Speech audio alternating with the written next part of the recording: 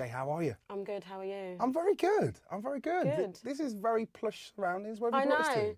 This is the studio that I wrote pretty much half my album in. Really? Yes. Locked myself in here for days. Vocal in there, writing here. So talk to me about the kind of process when you're in this place. How did it work? It's a bit different all the time. I've never really had a specific way to write, so I can adapt to everyone. But when I'm here and I'm working with like The Invisible Men or Parker and James, who produced Do It Like a Dude, just throw that in there. Yeah. It's either like we start with a guitar lick, or sometimes it's often like a loop or a beat or something they've made, and they kind of just go through them. I'm very much someone that I'm very honest. Don't like that. Cool, move on, next one. And if I find something like when they played the Do It Like a Dude beat, I was like, started like skanking. I was like, do it like a brother. Yeah, straight away. You were ready. Yeah. So just imagine me dancing around in this. Quite a picture. Now you are basically planning world domination at this moment in time. But where did it all start? When and how did you get into music? Oh God, have we got all day? Yes, yes we have. Okay, so I did musical theatre for years. I went to dance school and did that whole shebang of like being in a little girly gang and having sleepovers and going to ballet on a Saturday and all that. And we started doing the British Arts Awards, which is like a small like little town competition, and every year I'd win the singing thing when I was like 8 or 9. I don't know if I was good or I was just really loud. Yeah. I was like just like, that's gonna come out somewhere. I don't know if it was good or not. I think people were just so scared to like, I don't know, tell you anything. Tell me anything. Because you might shout in their face. And yeah, so I did that for years, and then I did Whistle Down the Wind when I was 10. On West End? Yes. Well, I auditioned for Annie like 2 days before, and all my friends got in. And there was me and one other girl, and they needed one girl, and they let me walk out by myself. Wow. And my mum said to me, when you don't get something, it doesn't mean your life's over. It means there's something bigger and better around the corner. You just got to find it. And I've always kind of lived by that. And about 2 days, 3 days later, I got the lead role in Whistle Down the Wind as Brat.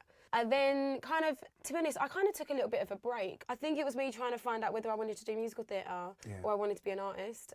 Because the two disciplines are very, very different. Well, you kind of train to be like everyone else, or you train to be you kind of play yourself. And that's weird, like to kind of go on stage and really have to know yourself enough to not become, I don't want to say like become Jessie J, but I mean in the sense I don't want people to think it's like another person. It's an act. But obviously back then I was kind of like, I want to write songs, but I just didn't know if I was good enough.